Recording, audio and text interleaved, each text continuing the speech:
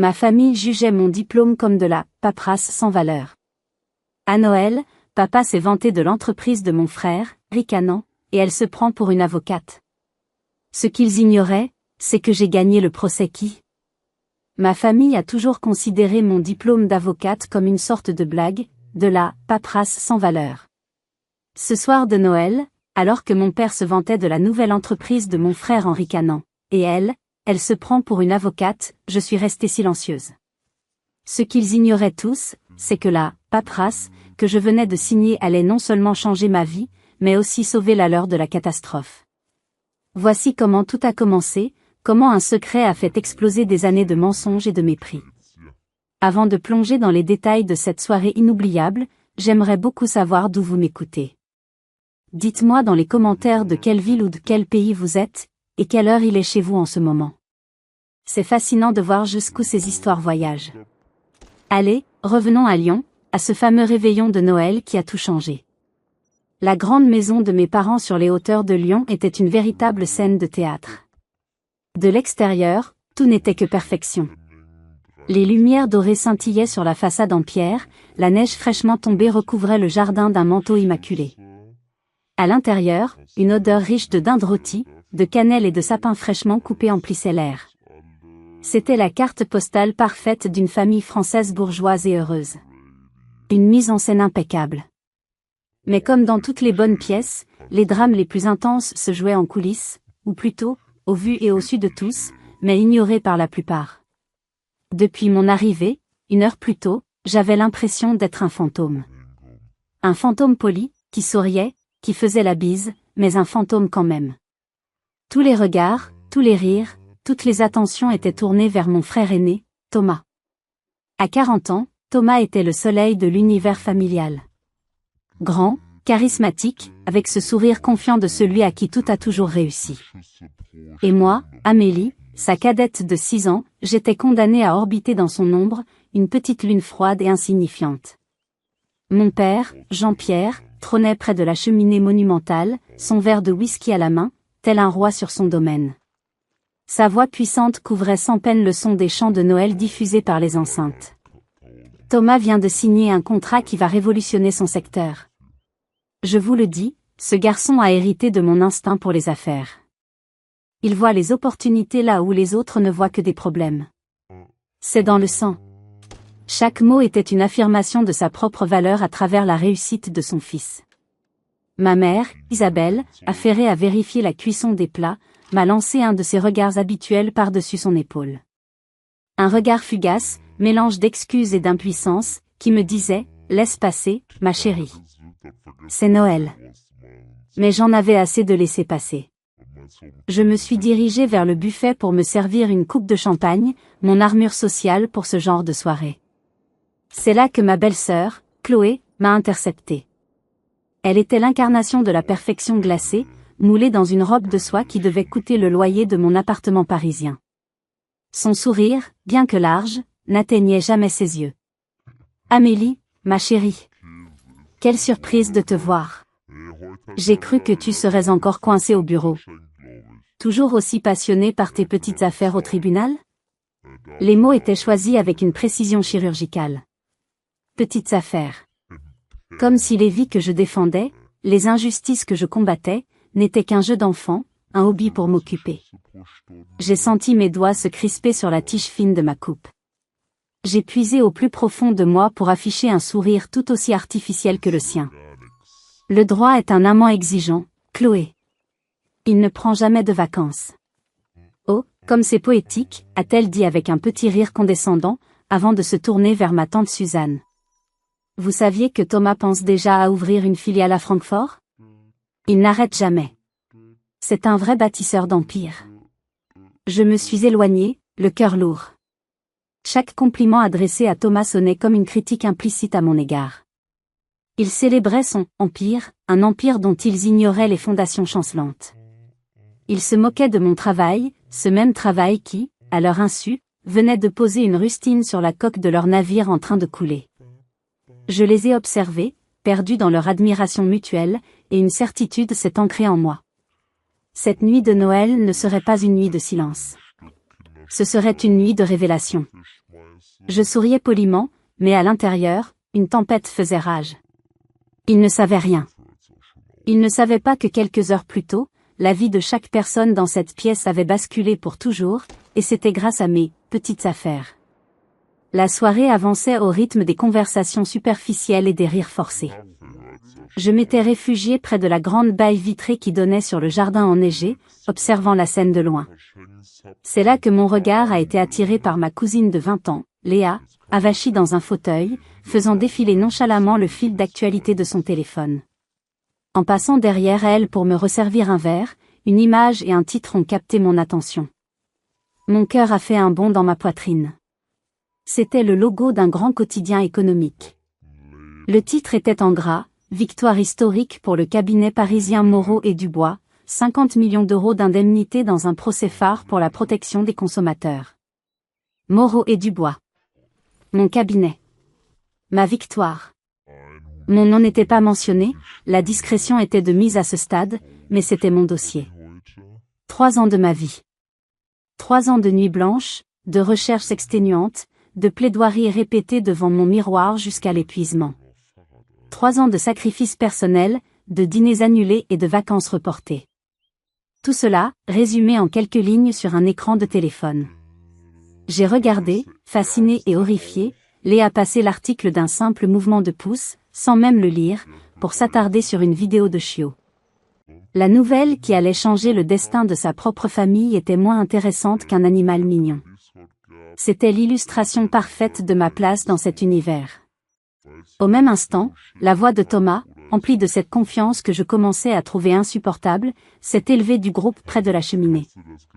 Il expliquait à mon oncle Robert, un homme qui avait toujours admiré sa réussite, la raison de son récent succès.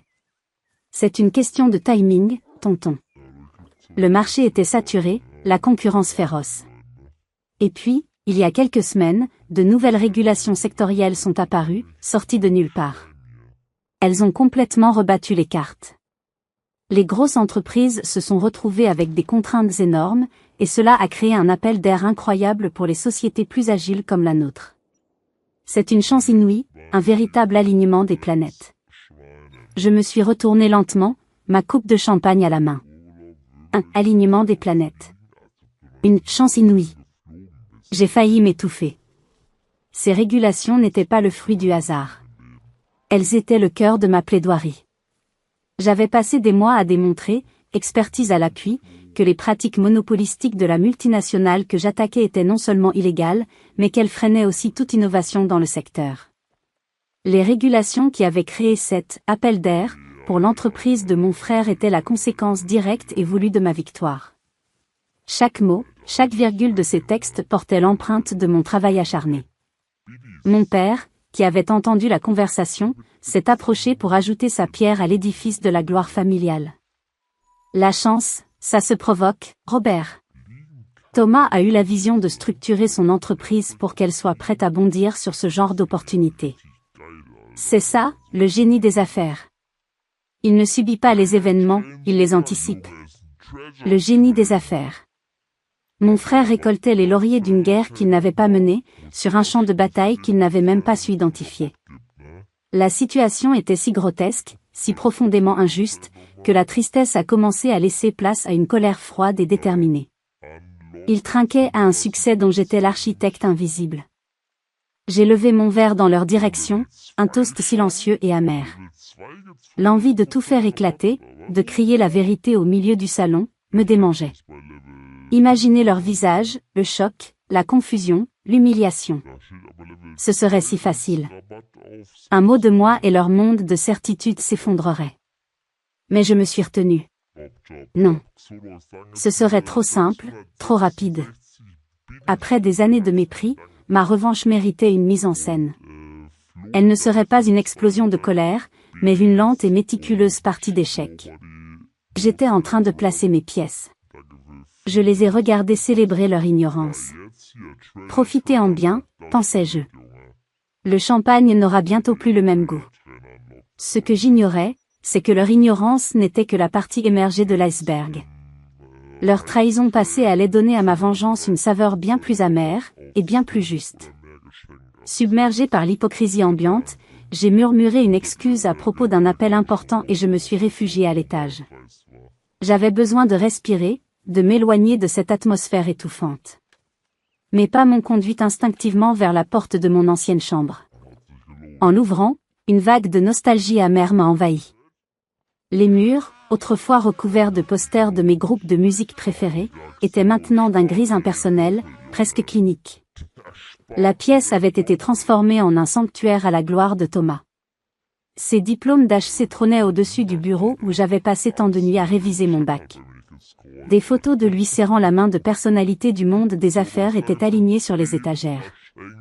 Et au centre, sous un spot halogène, une série de coupures de magazines économiques encadrés, vantant son génie entrepreneurial.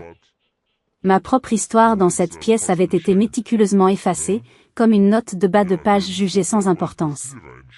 Mon regard a été attiré par un coin d'étagère poussiéreux, où un cadre photo était tourné contre le mur, comme une relique oubliée. Je l'ai pris. La photo datait d'il y a près de 10 ans. J'avais 24 ans, je venais de prêter serment. Mon visage était plein d'une joie naïve, d'une fierté immense. Je portais ma robe d'avocate pour la première fois. À côté de moi, Thomas et Chloé souriaient à l'objectif. En voyant leur visage, un souvenir que j'avais tenté d'enterrer sous des années de déni a refait surface avec une clarté brutale. 5 ans plus tôt.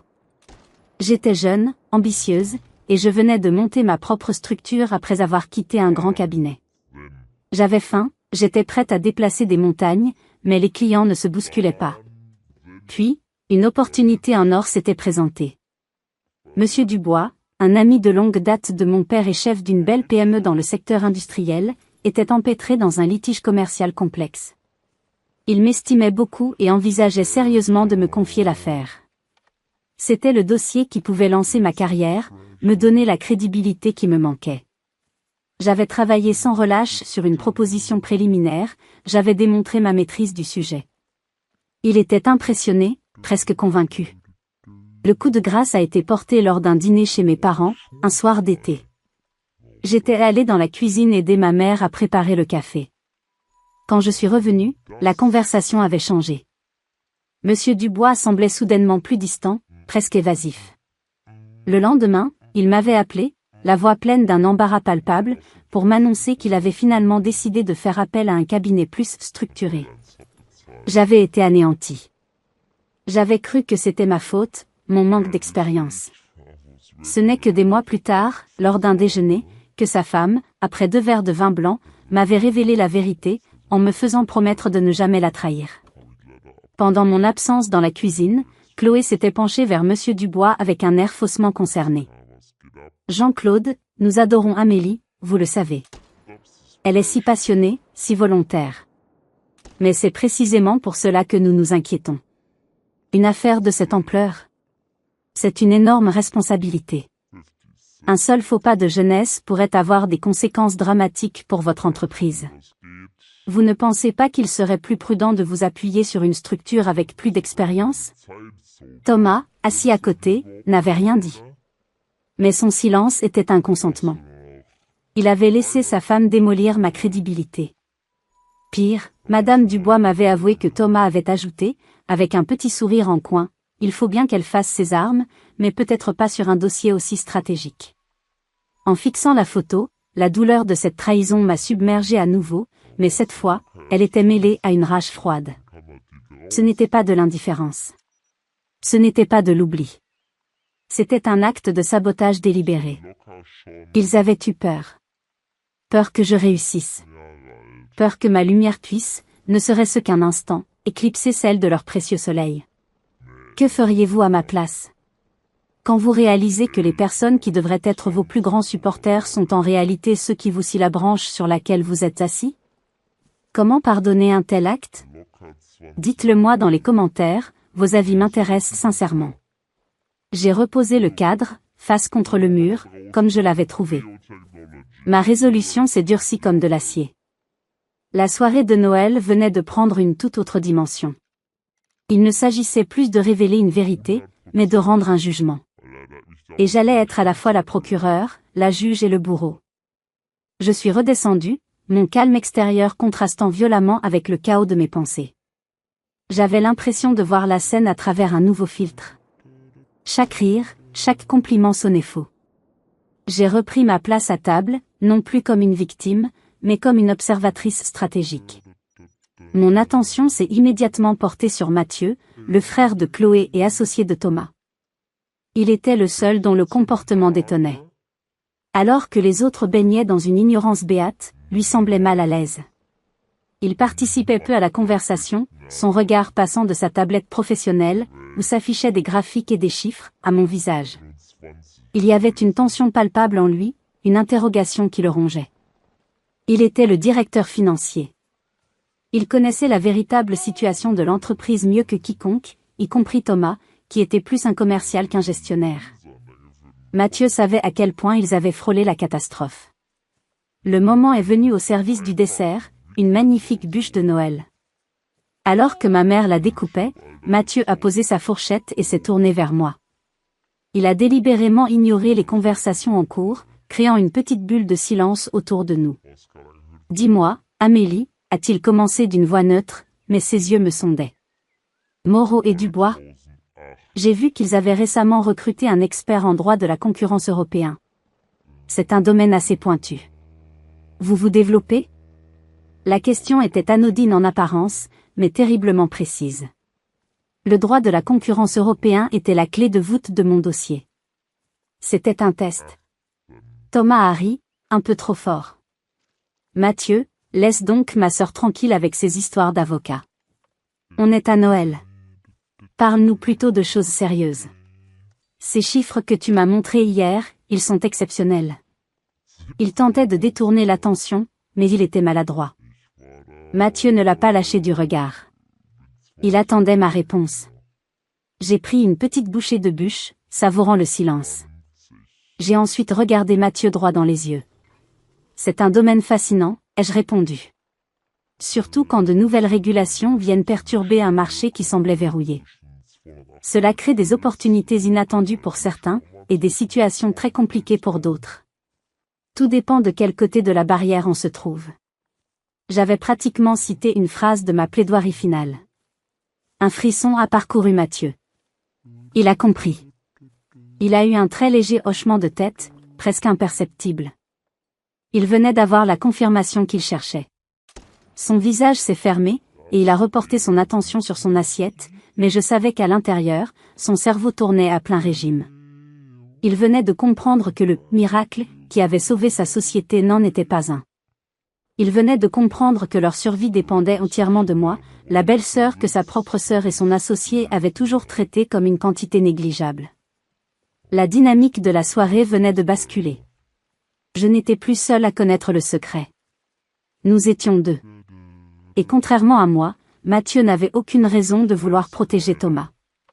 Leur relation était purement professionnelle. Je voyais déjà les calculs se faire dans sa tête.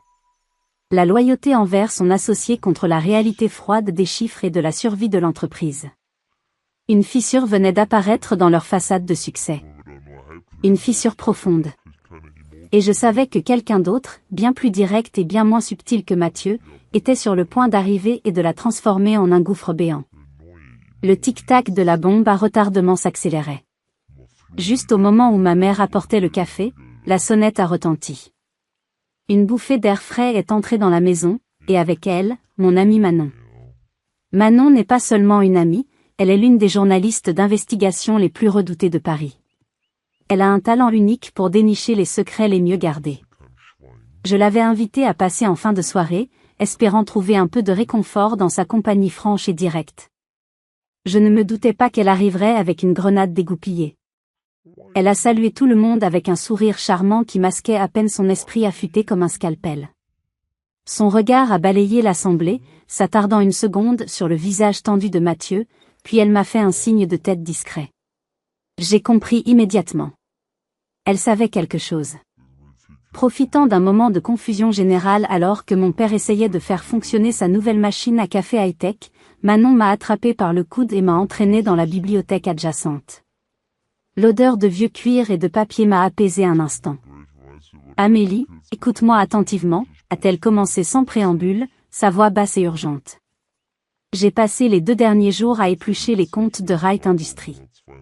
Pas les comptes officiels, bien sûr. J'ai une source au tribunal de commerce. Mon estomac s'est noué. Et ce n'est pas joli. Ton frère n'est pas seulement un mauvais gestionnaire, c'est un joueur de poker imprudent. Il a fait des investissements à très haut risque avec l'argent de la société, et il a tout perdu. Mais ce n'est pas le pire. Elle a sorti son téléphone et m'a montré un document. C'était une mise en demeure. Il y a 3 mois, ils ont reçu ça. C'est une notification d'un de leurs principaux concurrents, un géant allemand du nom de Krüger Corp. Krüger les accusait de violation de brevets et de concurrence déloyale. Il s'apprêtait à lancer une procédure qui aurait non seulement coûté une fortune à Wright Industries, mais qui les aurait aussi exclus du marché européen. Ils étaient cuits, Amélie. Foutus. Je fixais le document, les mots dansant devant mes yeux. Krüger Corp. C'était une des entreprises dont les pratiques avaient été jugées illégales suite à mon procès. Laisse-moi deviner, ai-je murmuré. Les nouvelles régulations que j'ai obtenues rendent la plainte de Krüger caduque. Mieux que ça, a dit Manon avec un sourire féroce. Elle retourne la situation. Maintenant, c'est Krüger qui est en violation des nouvelles lois. Ton procès n'a pas seulement sauvé ton frère d'une plainte, il lui a donné des armes pour contre-attaquer. Il est passé de la position de victime potentielle à celle de prédateur. Et tout ça, grâce à toi. La magnitude de la situation m'a frappé de plein fouet. Ce n'était pas seulement une question d'argent ou de fierté. J'avais, sans le savoir, sauvé mon frère d'une humiliation et d'une ruine totale, orchestrée par un concurrent impitoyable. Et lui, pendant ce temps, se pavanait en parlant de son « flair ». Il faut que tu leur dises, a insisté Manon. Pas seulement pour toi, mais parce qu'ils sont en train de construire leur avenir sur un mensonge total. C'est dangereux. J'ai hoché la tête, encore sous le choc. Elle avait raison. Le jeu était terminé. Il était temps de mettre carte sur table. Nous sommes sortis de la bibliothèque, déterminés. Et c'est à ce moment précis que la voix de mon père a retenti, plus forte et plus joyeuse que jamais. Mes amis, un peu de silence, s'il vous plaît. Mon fils, Thomas, a une annonce très spéciale à nous faire ce soir. Je me suis arrêté net. Le timing était d'une ironie si parfaite qu'elle en était presque comique. Au moment même où j'apprenais l'étendue de son désastre, il s'apprêtait à annoncer un faux triomphe. Le spectacle de l'absurdité allait atteindre son paroxysme. Manon m'a regardé, les yeux brillants d'une excitation journalistique. Ça va être épique, a-t-elle murmuré. Et elle n'avait pas idée à quel point. Je suis retourné dans le salon, le cœur battant à tout rompre. Manon me suivait de près, son téléphone déjà à la main, prête à enregistrer. La pièce était silencieuse, tous les visages tournés vers Thomas, qui se tenait au centre, tel un acteur sur le point de livrer le monologue de sa vie. Il a levé sa tasse de café comme s'il s'agissait d'une coupe de champagne. Ma chère famille, mes chers amis, a-t-il commencé, sa voix vibrante d'une émotion feinte. Comme vous le savez, notre entreprise a traversé des zones de turbulence. Le marché est impitoyable. Mais c'est dans l'adversité que l'on reconnaît les vrais leaders. Il a marqué une pause, pour l'effet dramatique. Aujourd'hui, je suis fier de vous annoncer que non seulement nous avons surmonté ces défis, mais que nous sommes sur le point de lancer notre plus grande offensive. Grâce à une vision stratégique et à une gestion rigoureuse, nous allons nous implanter sur le marché allemand dès le prochain trimestre. Un concert de « oh » et de « bravo » a parcouru l'assemblée. Mon père avait les larmes aux yeux. C'est mon fils. Il a transformé les problèmes en opportunités. Je suis resté là, glacé, à regarder cette mascarade. Il ne parlait pas de sa vision stratégique, il parlait de mon travail. Il ne parlait pas de sa gestion rigoureuse, il parlait de la bouée de sauvetage que je lui avais lancée sans le savoir. C'était la performance la plus malhonnête que j'ai jamais vue. Et c'est alors que le destin, ou peut-être juste la technologie, a décidé d'intervenir. Le téléphone de Chloé, posé sur la table basse, s'est allumé. Une notification push d'une application d'actualité financière. Le genre de notification urgente qui annonce un krach boursier ou une fusion majeure. Poussée par la curiosité, elle s'est penchée pour lire. j'ai observé son visage. C'était comme regarder un film au ralenti. D'abord, la curiosité. Puis, le froncement de sourcils. Ensuite, ses yeux se sont écarquillés. La coupe de café qu'elle tenait a tremblé, renversant quelques gouttes sur la nappe blanche. Son visage a perdu toute couleur, devenant aussi blanc que la nappe tachée. Thomas, a-t-elle dit, sa voix un filet étranglé. Il était en train de recevoir les félicitations de nos oncles et tantes et ne l'a pas entendu. Thomas, a-t-elle répété, plus fort cette fois, une note de panique dans la voix. Le silence est retombé. Agacé par l'interruption, il s'est tourné vers elle. Qu'y a-t-il, Chloé? Tu vois bien que je suis occupée. Lisa, a-t-elle simplement dit, en lui tendant le téléphone. Il a pris l'appareil avec un soupir d'exaspération. Il a lu le titre. Son sourire arrogant s'est effacé instantanément. Il a relu, puis a fait défiler le texte, son visage se décomposant à chaque ligne. Mon père, impatient, s'est approché. Eh bien, qu'est-ce qui est si important pour interrompre une si bonne nouvelle? Il a regardé par-dessus l'épaule de son fils. Je connaissais déjà le contenu de l'article. Manon venait de me le montrer discrètement. Son contact avait vendu l'information à une agence de presse. Le titre était explosif, exclusif, l'identité de l'avocate derrière la victoire à 50 000 € révélée. Un drame familial shakespearien au cœur du pouvoir économique. Mon père a commencé à lire à voix haute, sa voix forte et assurée vacillant de plus en plus. Selon nos sources, l'architecte de cette victoire juridique n'est autre que maître Amélie Dubois. Il s'est arrêté, le souffle coupé. Il a levé la tête, ses yeux cherchant les miens à travers la pièce, remplie d'une confusion totale. Il a continué, comme un automate. Du cabinet Moreau et Dubois. Ironie du sort, cette victoire a directement sauvé de la faillite l'entreprise dirigée par son propre frère, Thomas Dubois, qui célébrait encore récemment son succès. Le nom, Dubois, était une erreur du journaliste, mais peu importait. Le message était passé. Plus personne ne bougeait. La bûche de Noël était à moitié mangée sur la table. Les tasses de café refroidissaient. Le temps semblait s'être arrêté. Le silence était total, absolu. C'était le silence qui suit une explosion, quand on ne sait pas encore qui est vivant et qui est mort. Tous les visages étaient tournés vers moi. J'étais passé du statut de fantôme à celui d'accusé, de témoin et de juge en l'espace de 30 secondes.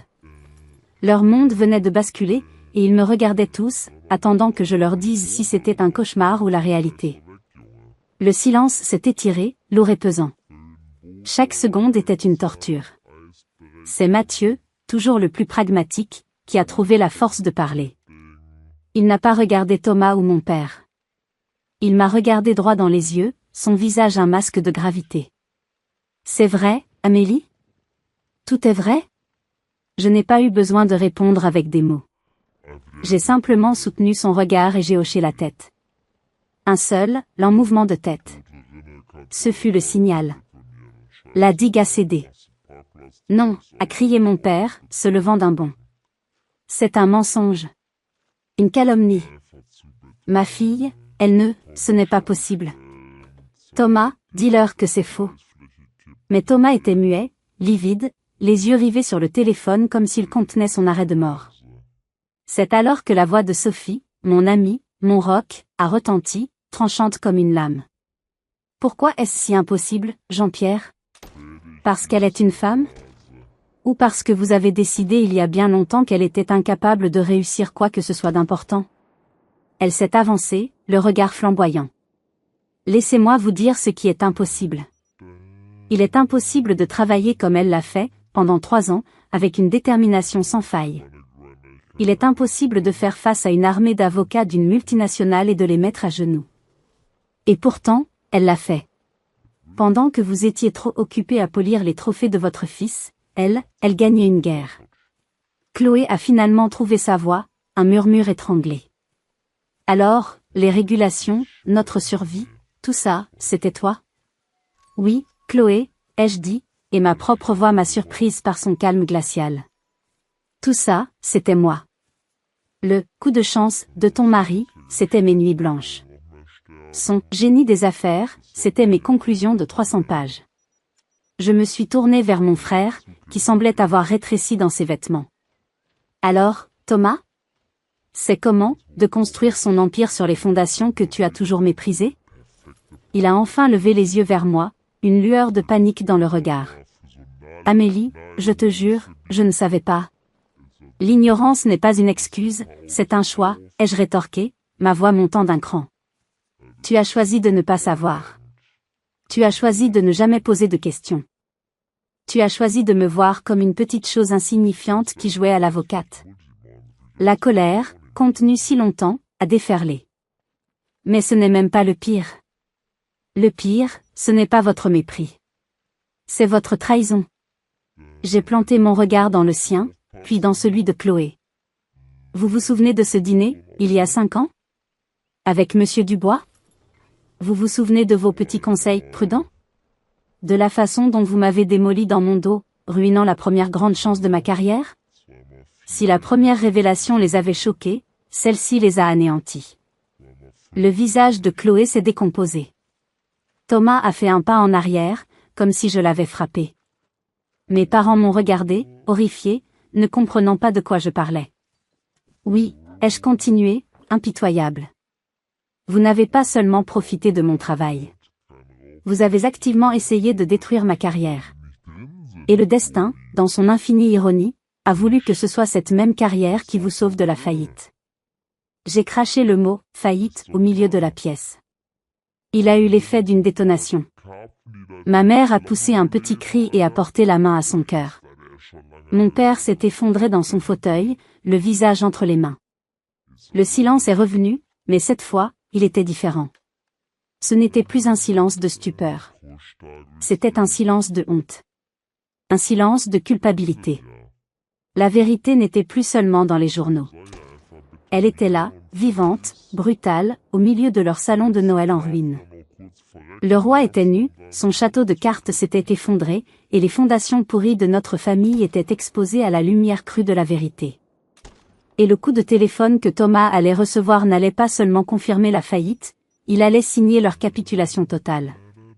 Au milieu des décombres de notre soirée de Noël, le téléphone de Thomas a sonné. La sonnerie, une mélodie joyeuse et entraînante, semblait obscène dans le silence de mort qui régnait. Tous les regards se sont tournés vers l'appareil qui vibrait sur la table basse. Thomas l'a regardé comme s'il s'agissait d'un serpent. L'écran affichait Marc Vasseur, son principal investisseur, un homme réputé dans le milieu pour sa froideur et son pragmatisme absolu.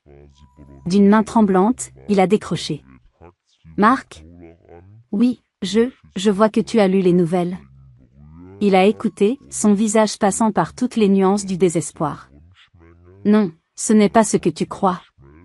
Laisse-moi t'expliquer la stratégie. C'est plus complexe. » Il y a eu une longue pause. Thomas a blêmi. « Quoi? Non, tu ne peux pas faire ça. Notre contrat. Marc, s'il te plaît. » Il a terminé la conversation par un simple « je comprends » prononcé d'une voix blanche, avant de raccrocher. Il est resté immobile pendant un long moment, le téléphone serré dans sa main. Puis il s'est tourné vers nous. Son masque d'homme d'affaires invincible s'était complètement désintégré. Il n'était plus qu'un homme terrifié. Il se retire, a-t-il annoncé d'une voix sourde. Il invoque une clause de confiance rompue. Il dit que nous lui avons caché des informations vitales sur la santé de l'entreprise et sur les risques juridiques que nous courions. Il retire tous ses fonds. Immédiatement. Mathieu, qui était resté en retrait, a fermé les yeux et a laissé échapper un juron. C'est fini, Thomas. Sans les fonds de Vasseur, nous sommes en cessation de paiement dès demain matin. Nous ne pouvons même pas payer les salaires de ce mois-ci. Mon père a relevé la tête, le visage ravagé. Cessation de paiement? Mais, tu m'as dit que tout allait bien. J'ai réinvesti mes dividendes le mois dernier. La confession de Thomas est alors sortie, un torrent de mots confus et désespérés. Il a tout avoué. Les investissements hasardeux en crypto-monnaie qui avaient mal tourné. Un contrat au Moyen-Orient qui s'était révélé être une escroquerie. Et surtout, la menace du procès de Kruger Corp, qu'il avait délibérément minimisé auprès de son conseil d'administration et de ses investisseurs. L'annonce de l'expansion en Allemagne n'était qu'un écran de fumée, une tentative désespérée de lever de nouveaux fonds pour combler un trou qui devenait un gouffre. Je pensais que je pouvais tout arranger, a-t-il balbutié, en me regardant. Je pensais que j'étais assez malin pour m'en sortir. Quand les nouvelles régulations sont tombées, j'ai cru que c'était un signe du destin, une chance de me refaire. Je n'ai même pas pensé à toi, Amélie. Je n'ai même pas fait le lien. J'étais tellement obsédée par ma propre survie que je n'ai pas vu que la solution venait de toi. Il s'est approché de moi, les mains vides, le regard suppliant. Tu ne nous as pas seulement sauvés d'une plainte, Amélie. Tu as sauvé l'entreprise. Tu as sauvé mon nom. Tu as sauvé l'argent de papa. Tu as tout sauvé. Et nous, pendant ce temps, nous te traitions comme une idiote. La vérité, dans toute sa misérable splendeur, était enfin révélée. Leur arrogance n'était pas seulement le fruit d'un sentiment de supériorité, c'était le cache-misère de leur incompétence et de leur peur. Ils n'étaient pas des lions rugissants, mais des souris acculées qui faisaient beaucoup de bruit pour ne pas qu'on voie à quel point elles étaient terrifiées. La rage qui m'avait animée commençait à s'éroder, remplacée par une lassitude infinie. Ma vengeance était complète, mais elle n'avait pas le goût sucré que j'avais imaginé. Elle avait le goût fade de la pitié. Je regardais mon frère, l'idole de mon enfance, le géant qui avait projeté une si longue ombre sur ma vie, et je ne voyais plus qu'un homme pathétique et brisé. Alors que je cherchais quoi dire, une nouvelle vague de notifications a déferlé sur les téléphones de la pièce. C'était une cacophonie stridente et unanime. Manon a regardé son écran. Son expression a changé. Elle m'a montré le téléphone. L'article initial avait été mis à jour. Avec une nouvelle photo. Et une nouvelle information, encore plus dévastatrice. La nouvelle vague de notifications n'était pas une simple mise à jour. C'était un tsunami. Manon m'a montré son écran. L'article de l'agence de presse avait été enrichi. En plus de mon portrait et de celui de Thomas, une troisième photo avait été ajoutée, une photo de mon père, Jean-Pierre, tout sourire, prise lors d'une interview quelques mois plus tôt pour un magazine local, où il vantait l'ADN entrepreneurial de la famille. Le nouveau titre était encore plus brutal, drame familial et financier, l'avocate Amélie Dubois sauve l'entreprise DE son frère DE la faillite, sous le regard aveugle DE et sa propre famille. Mais le pire était dans le corps du texte. Une nouvelle source, citée comme un membre du conseil d'administration de Wright Industries souhaitant rester anonyme, avait parlé. Je soupçonnais fortement que cette source était un allié de Mark Vasseur, cherchant à justifier son retrait brutal. La source confirmait tout, les difficultés financières, la quasi-faillite, et la menace du procès de Kruger Corp. L'article citait des extraits de procès-verbaux de réunions où Thomas minimisait les risques, assurant que tout était sous contrôle. Il juxtaposait ces citations avec la réalité de la situation, créant un portrait dévastateur de mon frère en tant que dirigeant incompétent et malhonnête. Puis venait le coup de grâce. L'article incluait une section intitulée « Une culture familiale toxique ». Sophie, mon amie, y était citée plus longuement, toujours anonymement en tant que « proche amie de Maître Dubois ». Elle décrivait avec une précision clinique des années de favoritisme et de dénigrement. Elle a raconté l'épisode de ma remise de diplôme du barreau, où mes parents étaient arrivés en retard parce qu'ils assistaient à un tournoi de golf important de Thomas. Elle a parlé des repas de famille où toute conversation sur mon travail était systématiquement coupée ou tournée en dérision. Chaque mot était une brique de plus dans le mur de leur honte publique. Le téléphone de mon père a sonné. C'était un journaliste d'une grande chaîne d'information en continu. Mon père a décroché machinalement. Allô ? Non, je n'ai aucun commentaire. Comment osez-vous ? C'est de la diffamation. Il a raccroché brutalement, mais sa main tremblait. Le téléphone de Chloé a sonné à son tour. C'était sa mère. Maman ? Non, ce n'est pas vrai. C'est un malentendu. Je t'expliquerai. Elle a fondu en larmes et s'est enfuie de la pièce. C'était le chaos. Le drame privé était devenu un feuilleton national. Leur nom, autrefois synonyme de réussite provinciale, était maintenant associé à l'incompétence, au mensonge et à la cruauté familiale. Thomas, qui semblait avoir touché le fond, a fait quelque chose d'inattendu. Il a pris son téléphone, a regardé le numéro d'un journaliste qui l'appelait, et a décroché. Allô, ici Thomas Dubois. Oui, je vous écoute. Non, je ne vais pas nier. La plupart de ce qui est écrit est vrai. Un silence stupéfait est tombé sur nous.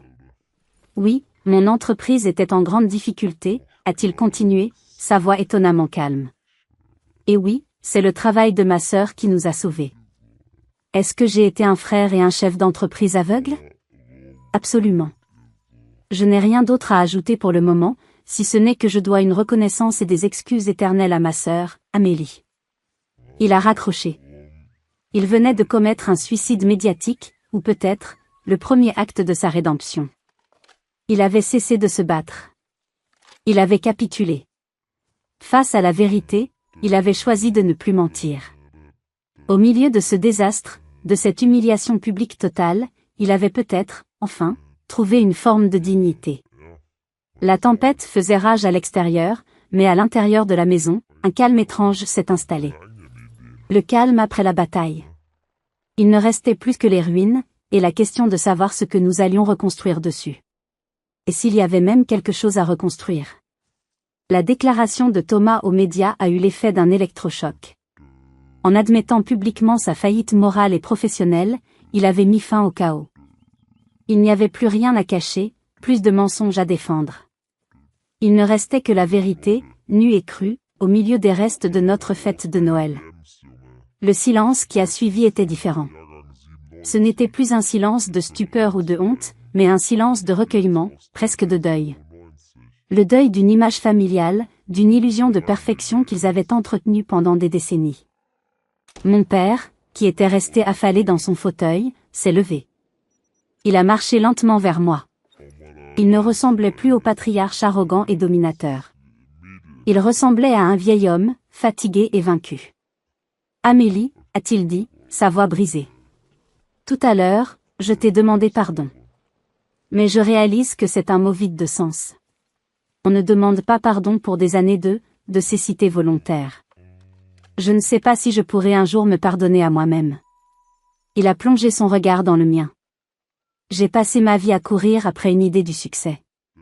L'argent, le statut, l'entreprise qui porte mon nom. J'ai voulu que Thomas soit mon prolongement, mon héritier.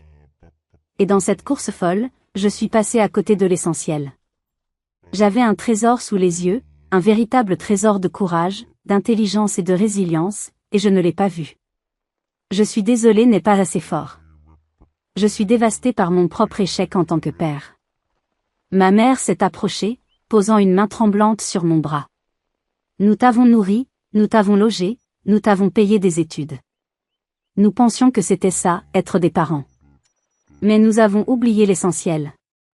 T'écouter. Te voir. Te célébrer. Nous avons échoué, Amélie. Et je ne sais pas comment nous pourrons réparer ça. Thomas, qui avait rejoint le groupe, a pris la parole. Sa voix était posée, réfléchie. Mes excuses ne sont pas seulement pour mon aveuglement. Elles sont pour ma lâcheté.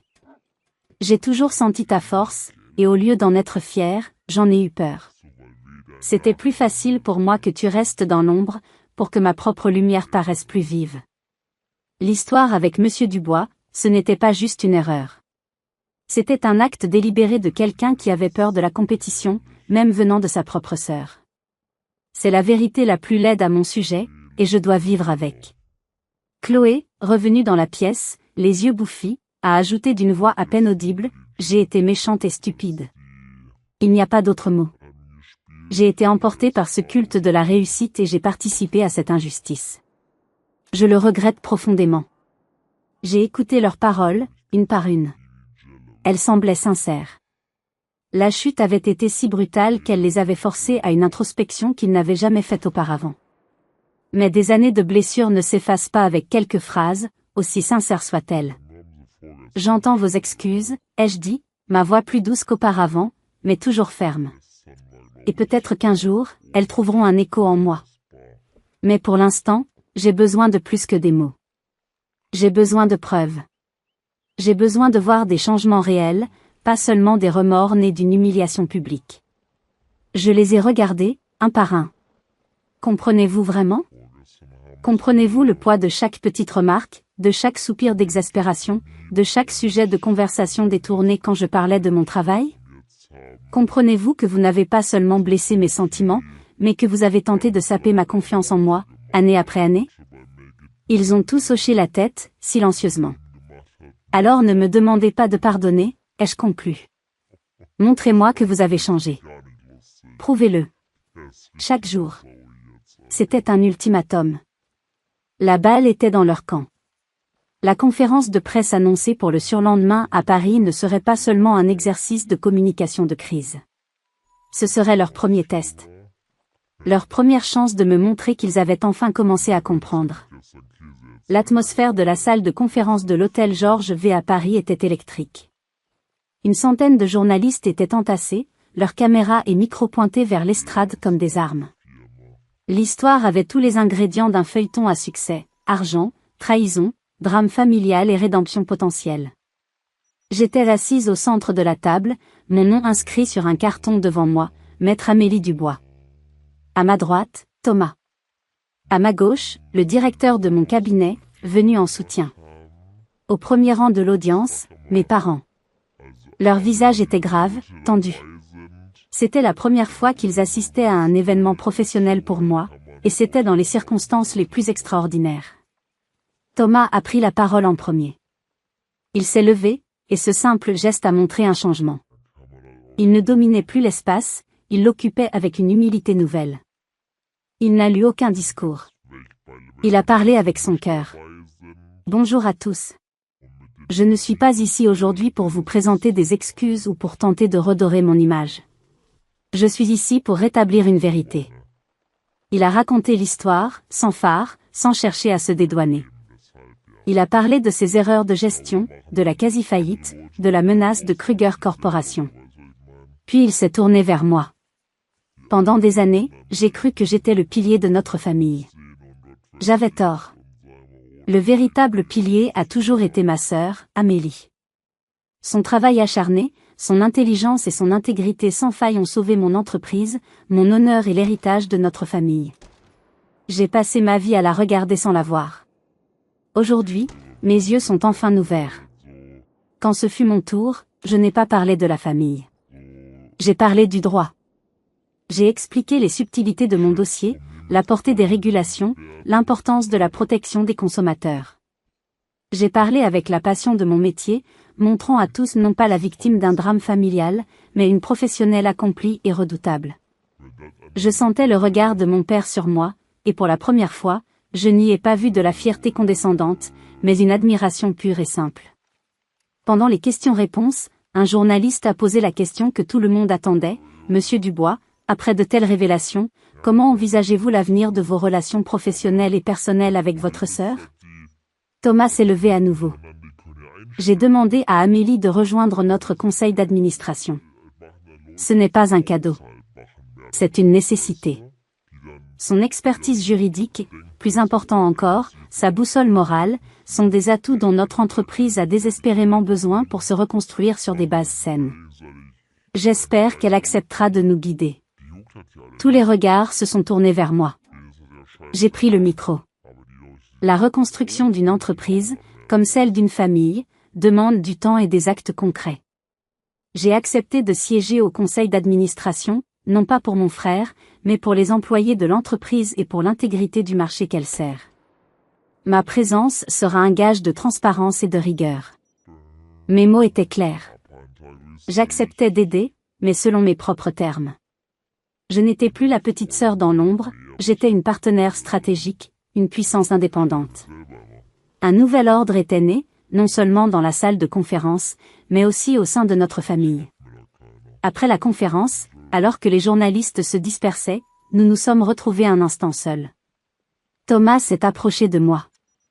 Merci, Amélie. C'était plus que ce que je méritais. Ne me remercie pas encore, Thomas, ai-je répondu. Le travail ne fait que commencer.